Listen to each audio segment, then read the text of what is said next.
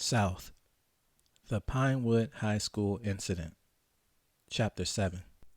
Time seemed to pass her by as the white sedan maneuvered through the thin streets of Pinewood.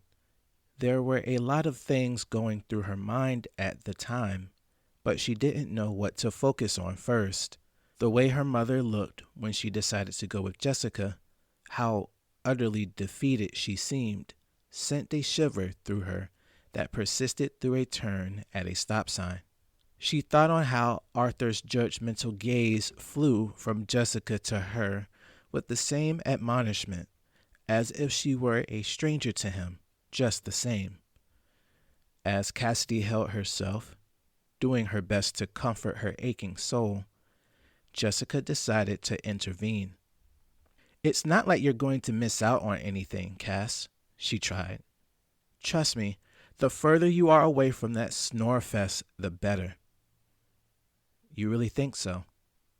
Cassidy searched for an answer. "I mean, what else is there without God?" "You," Jessica's bluntness assured Cassidy of her authenticity. They were on a mission to pick up some of the other girls before the rally.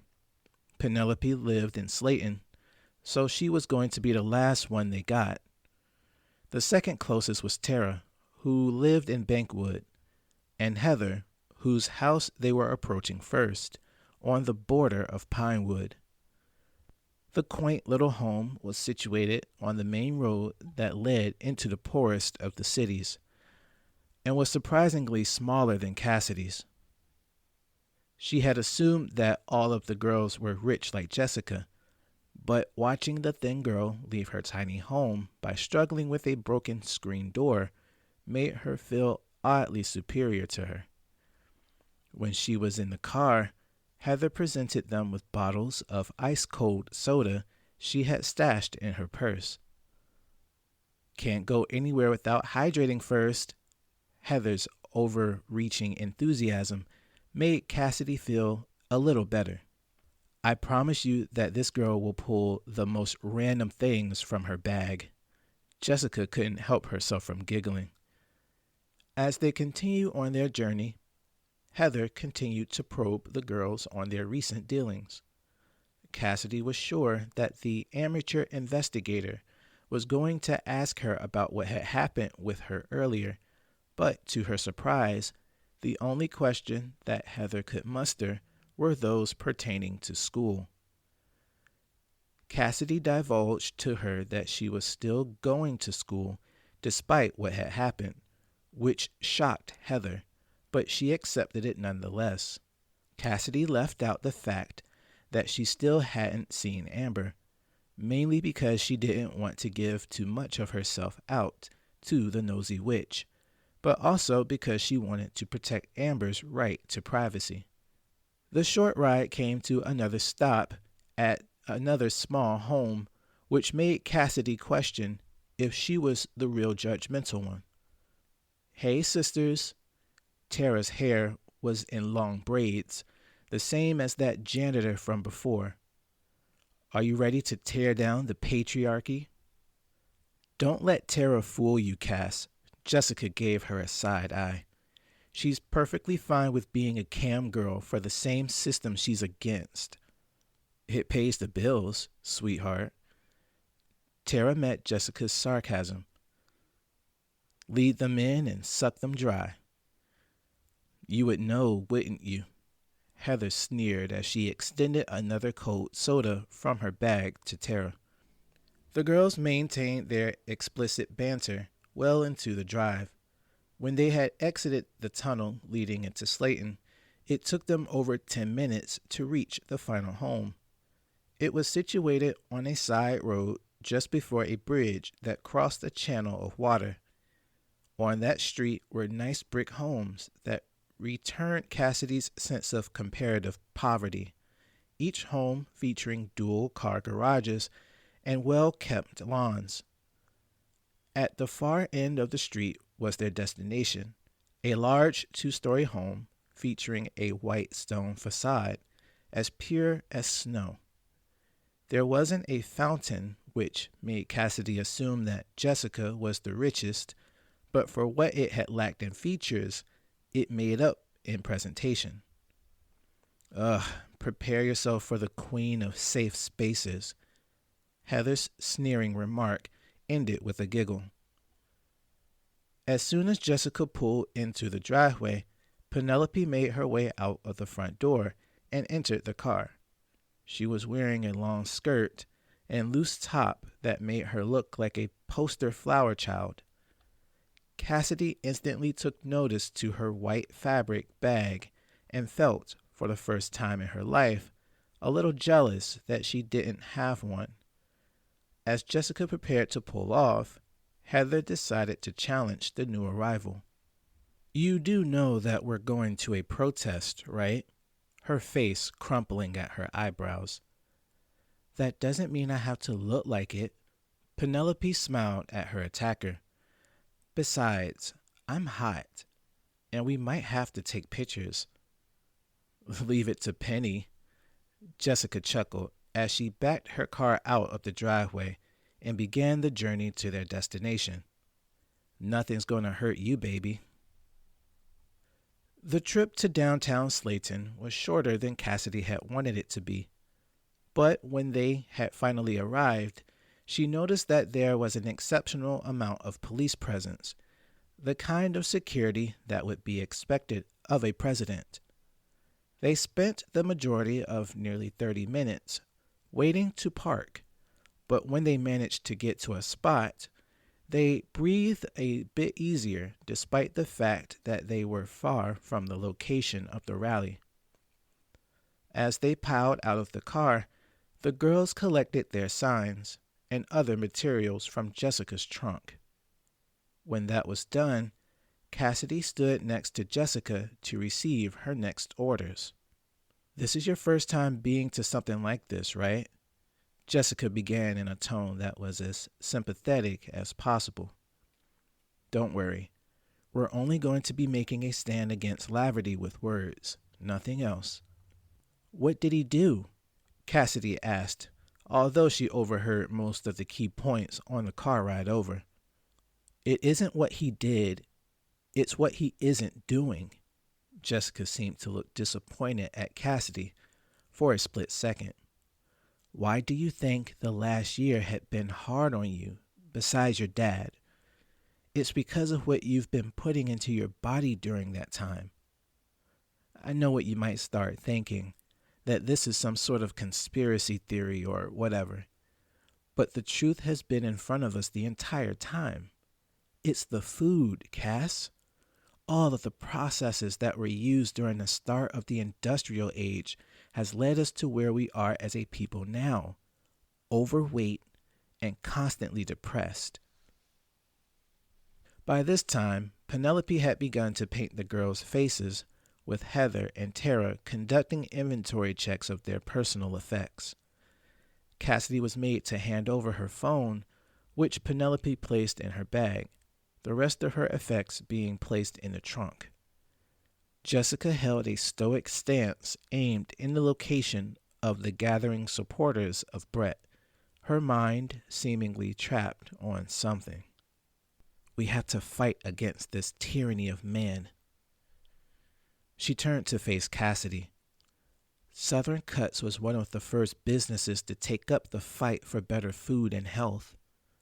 I know you've been thinking, even though most of us live in other cities, why we're attending Pinewood High, right? It's because when the city stopped funding it due to low test scores or whatever, the company came in and changed everything. They're the first school to incentivize healthier food in schools. Our overall health and well-being has improved by scores, something that Miss Hadley took notice to and formed our coven. That's why we're here, Cass, to look the monsters that would send us back into darkness and tell them no. Preach, sister. Heather did her best impression of a Southern churchgoer. When the girls were finished painting themselves in green paint and donning picket signs that read, "End old meat" and "Eat the bloom, save the world," they began their walk to the designated spot where their protest was allowed, Jessica continuing her lesson along the way. Cassidy listened intently on what Jessica was saying, but also to how the other girls were reacting. Heather and Penelope continued to tease each other, while Tara shifted her gaze around the tall buildings they were walking between. They didn't seem worried or stressed, the evening sun illuminating their path as though they were there to enjoy the city. So what does all of that mean for me? Cassidy decided to push back against Jessica a bit. You say that it was my choices, what I consumed, that has led me to feeling how I had been for so long. But what about everything else? We can't just ignore that there are other factors at play in our lives, right? That's true, Cass. Jessica seemed sure of herself. But let's think further into it. What is the real issue? How long has this been going on? People and their dependence on convenience. I mentioned it before, right?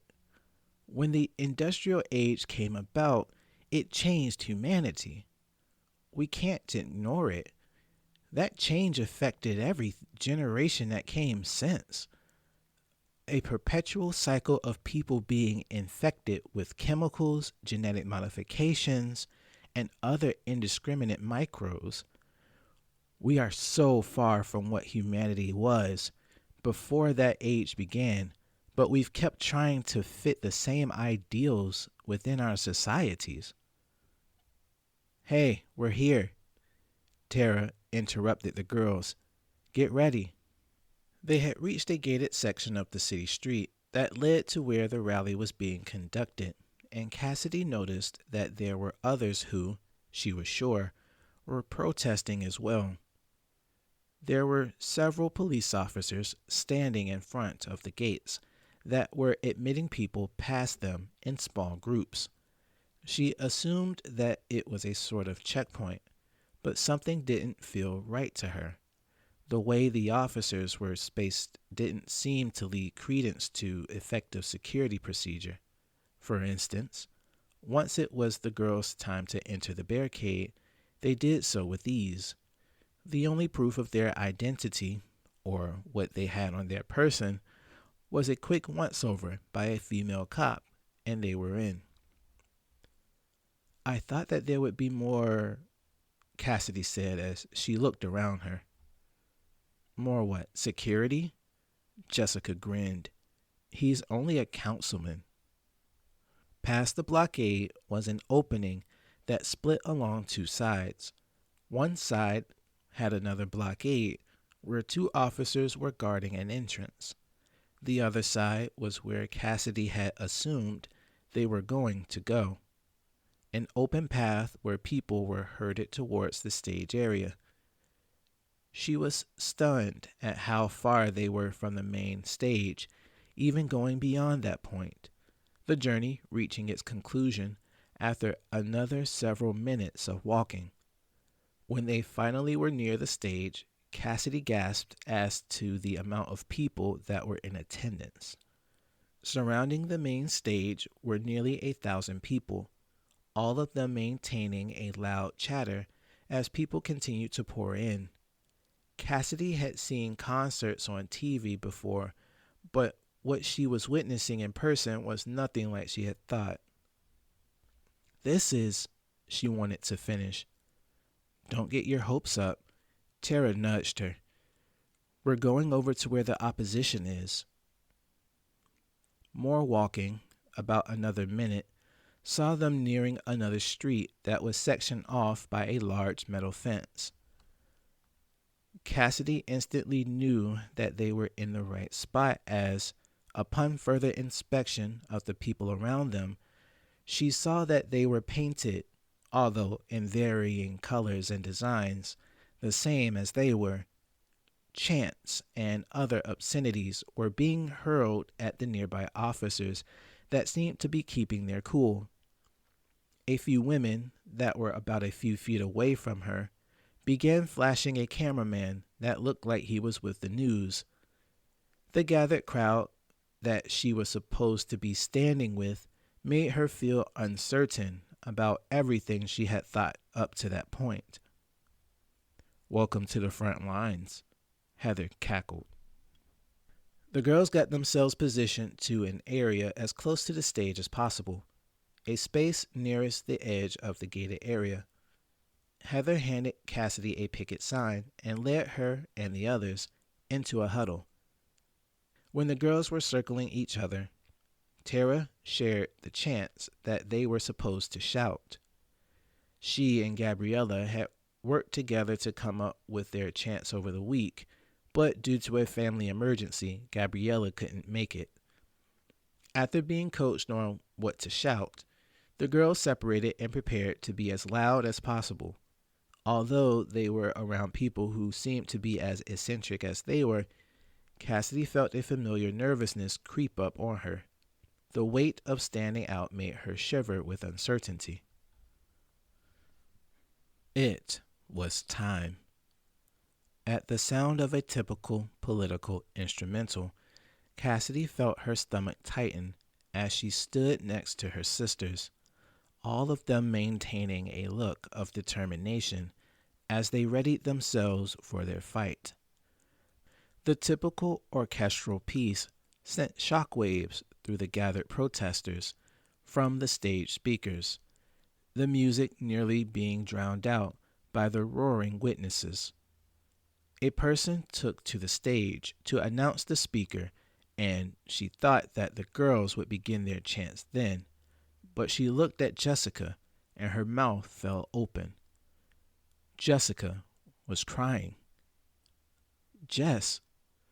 Cassidy tried to approach her, but was suddenly pushed aside by Tara. "No meat, more greens!" Tara and Heather shouted in unison. "The planet is on its knees." "Brett Laverty is a liar," Penelope shouted alongside other protesters that joined in. "He wants to keep you sick." "We found the cure." Cassidy heard Jessica finally join the fray. "The algae meat works." This went on for some time, their chanting seemingly not loud enough to reach past the growing crowd of Brett's supporters. Cassidy tried to join in as much as she could, but she also felt her throat nearly giving out. There were camera crews that were walking by, and a few managed to stop in front of them, their cameras trained on the girls' painted faces. Cassidy wondered if she was going to be on the news later, but as soon as she thought about her mother finding out where she was, the gathered crowd of supporters began shouting as the announcer welcomed Brett Laverty to the stage. Cassidy stopped chanting and watched as the man they were there for walked onto the stage, her body burning with an irrational rage. Councilman Brett Laverty was a man that stood like how Cassidy remembered her father would stand, a type of confidence that seemed to register authority over the people he governed. She thought about how he would constantly be at odds with her father, in the littlest of ways, recounting moments in her life where he would chastise her because of her unmotivated demeanor and lack of drive. She never saw the point in trying so hard for a system that was as broken as the one the people in her life lived. But to him, and people like Brett, they seemed to do whatever they wanted with ease. The rage that kept her warm began to steep into the feeling that she was more familiar with than any other: hatred. "God bless you, people of Slaton, and those throughout the entire Allura Shores community," Brett began. "I wanted to begin by saying that I know that there is plenty of support for supposed quick solutions to humanity, but I want to let it be known now that me and my allies are against the unregulated methods employed by corporate overreach, the abuse of trust when it comes to the production of goods in our community and country." The crowd cheered. Jerome Cadwell and those like him represent everything considered un-American as it pertains to good faith business conduct. These monopolistic practices have plagued our lives for too long, and it is time that we let our voices be heard, not only at the local level, but at all socio-economic levels. The stance against his injection of gene-altering products into our school system must be felt, not only at the personal level, but in the boardrooms across America. This is the solution that will fix the exploitation of our systems and ensure that we are not subjecting our children to experimentation, the greedy practices of a greedy organization.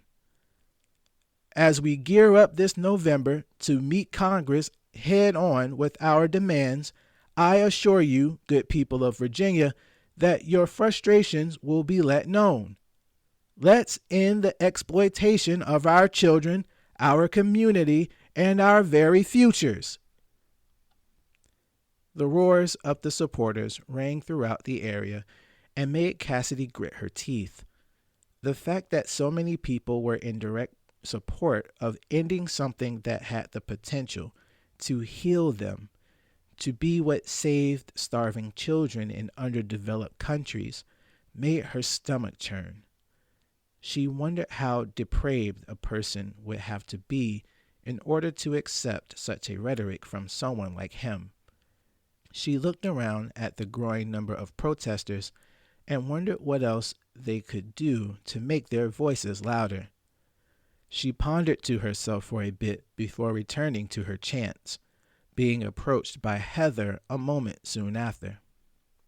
"Cass," she said as she fought her way past someone who was dancing between them, "I need my bag from the car. Stick close to everyone and wait for me. I'll be back, okay?"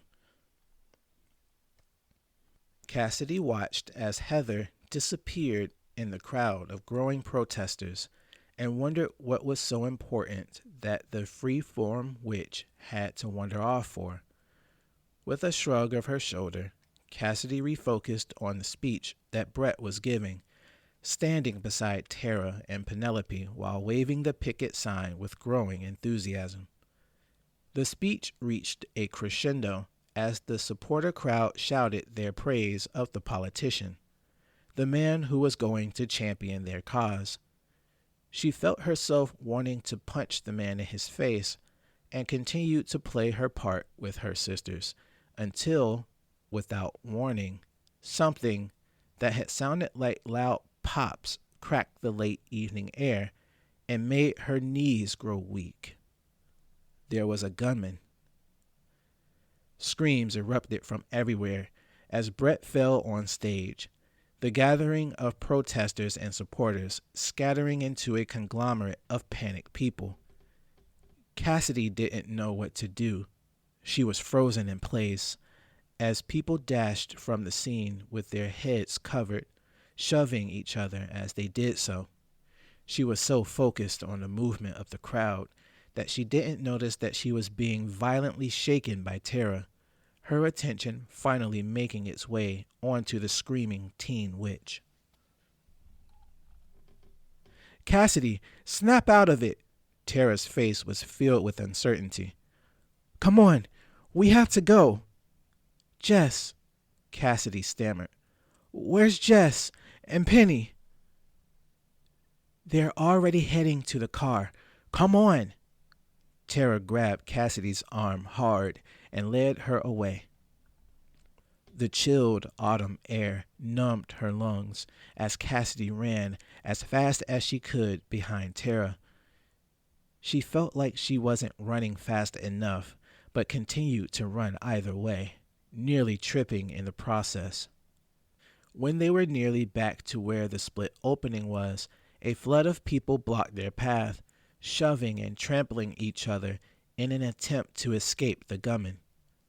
The witches tried to dance around the fleeing protesters at first and almost managed to find a way past them, but Cassidy was clipped by a fleeing woman and fell to the pavement. She tried to get back to her feet, but was forced back down by a larger body. Someone else fell directly on top of her, which caused the air she was fighting to keep in her body from reaching her lungs. Help! Cassidy wanted to scream, but couldn't. She could hear Tara shouting from somewhere and tried to get to her feet again, but it was of no use. The crowd was too dense, and the light from the fading sun was too dim to make out much.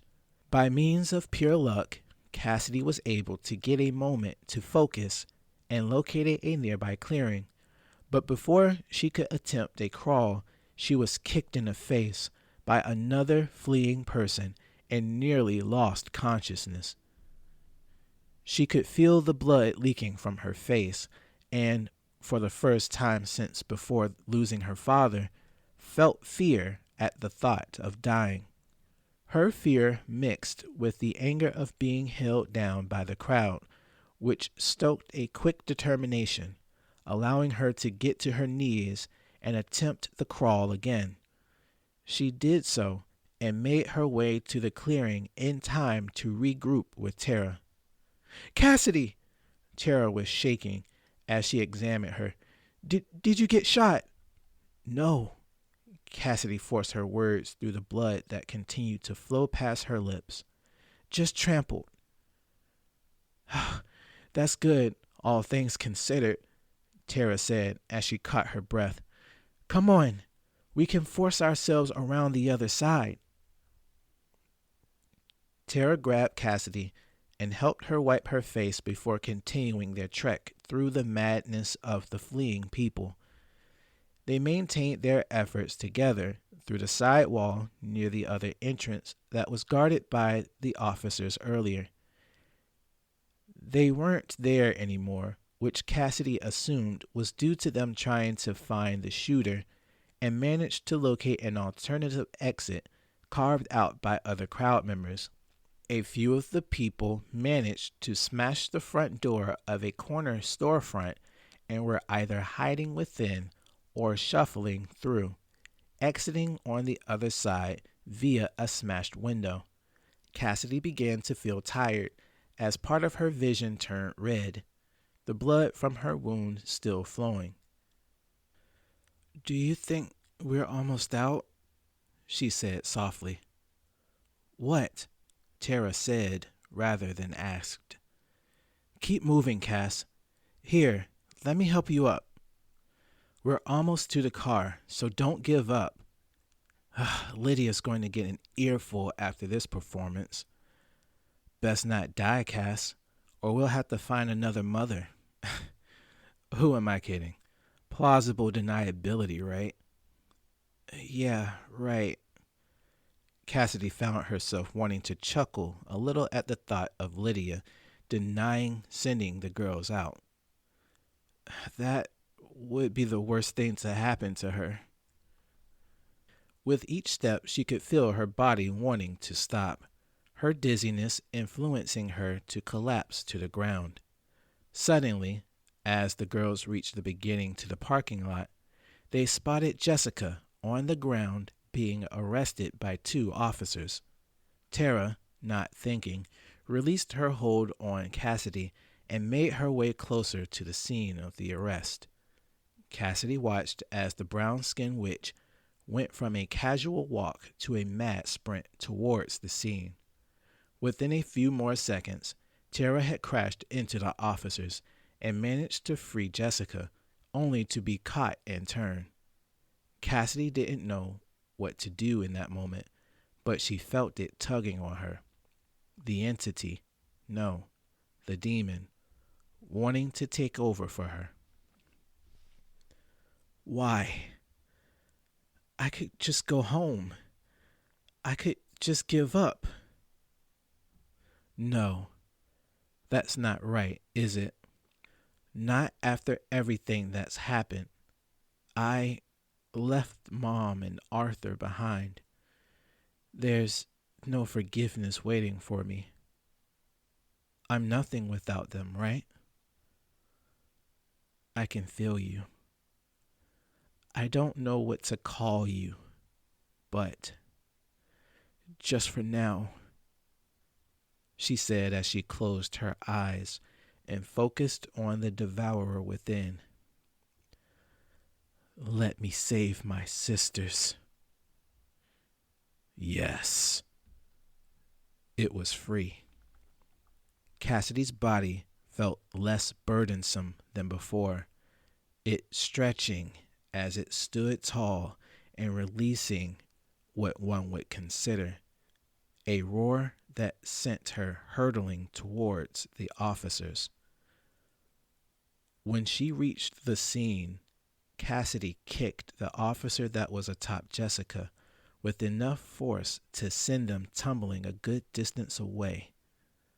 By this time, the officer that was struggling with Tara had gotten to their feet and was about to draw their weapon on Cassidy, but she was faster.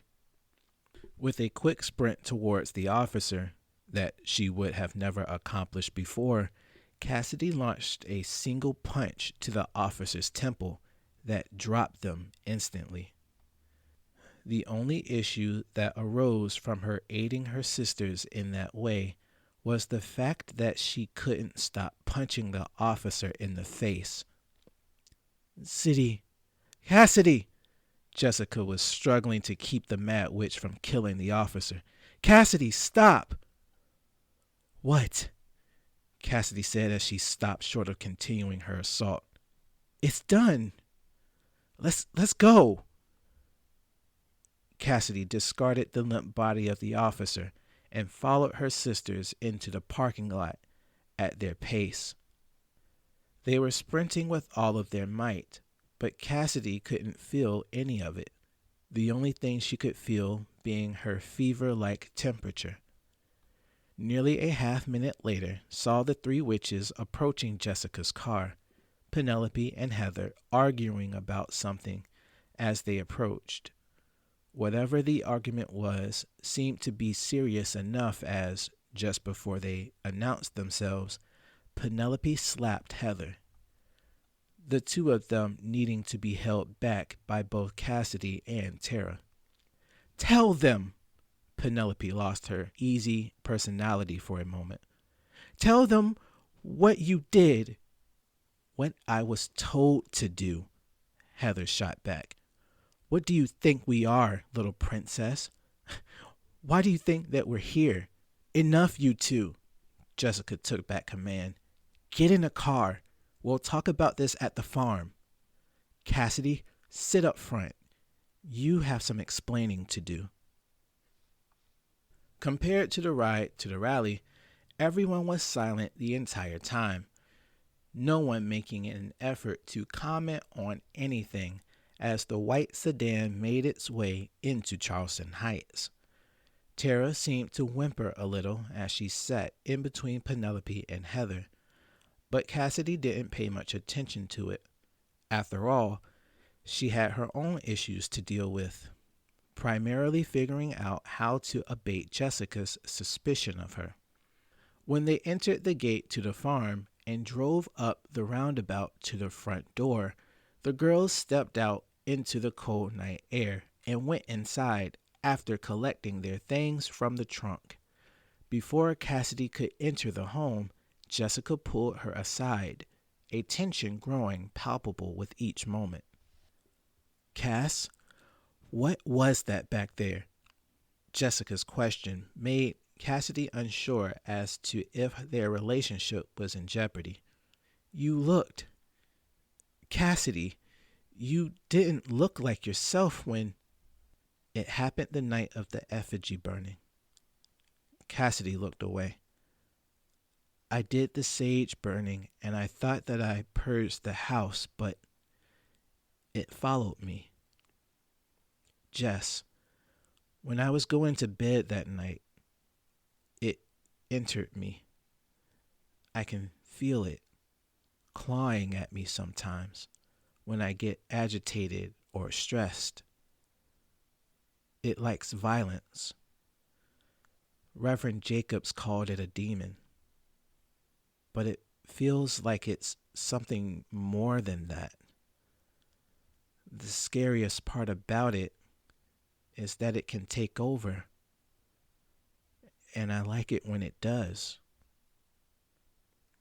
Jessica took a step away from Cassidy, which made Cassidy lower her gaze to the stone-paved roundabout. She figured that being possessed by some spirit or demon was enough in any other rational person's book to warrant disowning them at the very least. But Jessica wasn't a random person to her. A theory made fact by Jessica deciding to approach her for a hug. Once the embrace was finished, Jessica held her at length by the shoulders and inspected her briefly. "Thank you for protecting me, sister," Jessica said with a stern expression. "We're going to have to get Lydia to check you out, though. We need to determine the intent of this spirit. For now, let's eat and get some rest. We'll figure it out tomorrow, okay?" "Yeah, okay." Cassidy nodded her head repeatedly. "Hey, Jess. Thanks for not leaving me to deal with all of this alone." As the night progressed, the girls spent the majority of it in the large front room, their eyes fixed on the large TV that featured the late-night news segment with their faces plastered on it. Tara giggled and made some sly comments about the way how their painted faces looked, but she was the only one laughing. Penelope sat alone on the large sectional furthest away from the others and lay her head down as if falling asleep. Heather, after making a run through Jessica's fridge, sat beside Jessica and Cassidy and shared some chips with them. They were as relaxed as could be for what had transpired only a few hours ago, but they knew that there were going to be consequences to come. At least for the moment, Cassidy told herself, they could take it easy. The pain in Cassidy's head met her before the daylight did, as she opened her eyes slowly to meet the day in Jessica's king-size bed. The mountain of a bed was soft and covered in white sheets that Cassidy oddly recognized before the sound of the other girls sporadically positioned around her. The floor was cluttered with the makeshift sleeping quarters of all the other witches except Jessica, the only one who slept beside her. As she gazed around the room, she felt something that she couldn't quite understand, a type of feeling that made her smile and feel upset at the same time. As she got out of bed, tiptoed around the sleeping girls, and made her way to the bathroom that was located on the other side of the room, she understood what that feeling was and couldn't stop smiling. "Thank you," she said, as though the meager compensation was enough. It was a nice bathroom, the type that home decorating channels would showcase after renovations. It housed a shower and tub combination and stocked toiletries, as if she were at a hotel room. Cassidy took a look at herself in the mirror and saw that she had washed up the majority of the way, but she needed to finish the work. There was still blood trapped in her roots. As she undressed to take a shower, an echo gripped her ear. "Cass."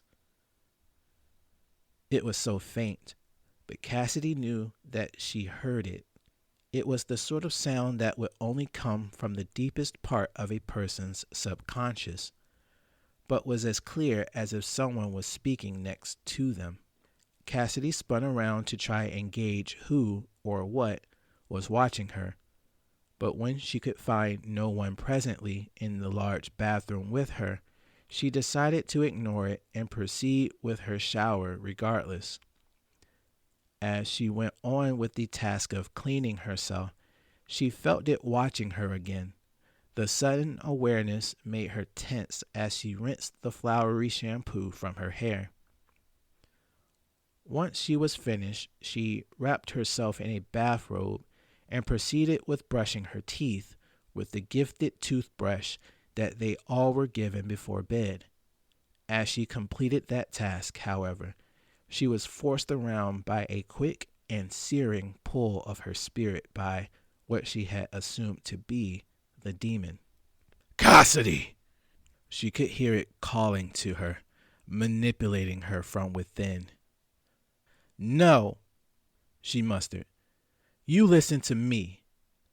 I didn't ask for you, but you helped me yesterday. I don't know what you are. Maybe you are a demon. But this is my body too, okay? I'm in control. Do you hear me? This is my body. The bathroom was silent. The presence of the entity inside of her had seemed to retreat after her affirmation, the consequence of which made Cassidy feel slightly more comfortable as she redressed, made her way past the still sleeping girls, and into the inner sanctum that was Jessica's house.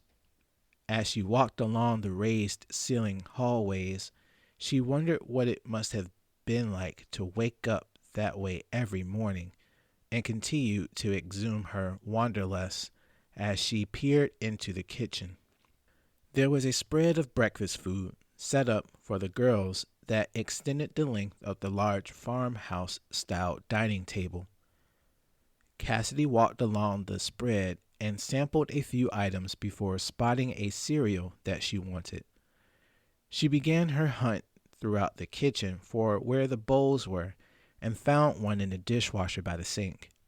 She rinsed the stoneware bowl out and made herself a picturesque bowl of cereal to enjoy while looking out of the sliding back door at the field where she rode Goldilocks. She was so at peace that she didn't notice that she was being watched. It suits you, you know. A voice startled Cassidy from directly behind her. Cassidy shot around to find Jessica admiring her as if she were a newly created piece of artwork ready for display. She did her best to finish the cereal that was in her mouth before speaking, but Jessica beat her to the punch.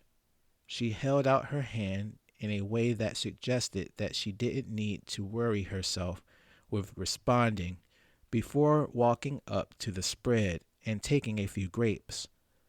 Cassidy watched her as she made her way further into the kitchen to get a carton to drink from out of the refrigerator and walked back over to her.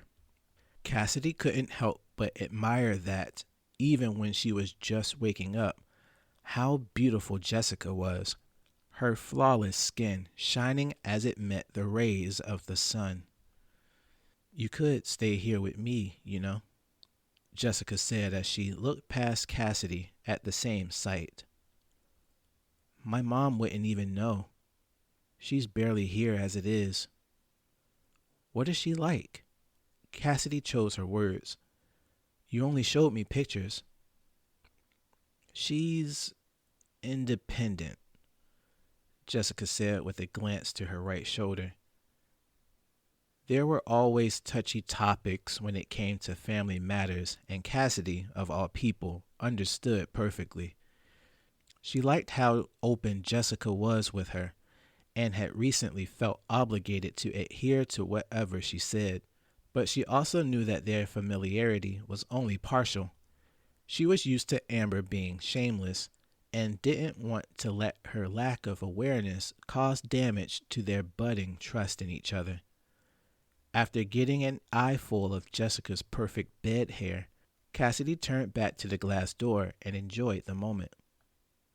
She didn't take the divorce well, but the house helped, Jessica said as she put another grape into her mouth. Divorce? Cassidy forgot not to pry. To my dad. Jessica stopped eating her grapes. Did you enjoy meeting him?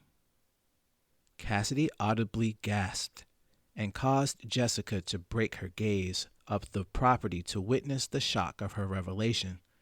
A moment passed between them as Cassidy tried to process the feelings that were mixed within her mind. Where at first she thought she had a beat on Jessica and her situation, she had no idea that they were more alike than she could imagine. Cassidy didn't notice it, but she had begun to tear up, Jessica helping her realize this by using her non-grape hand to wipe away at her cheek. As she tried to swallow away the emotions, Jessica gave her a smile. "You see, Cassidy," she leaned in heavy into her smile, as if to prevent herself from crying as well. "We really are sisters.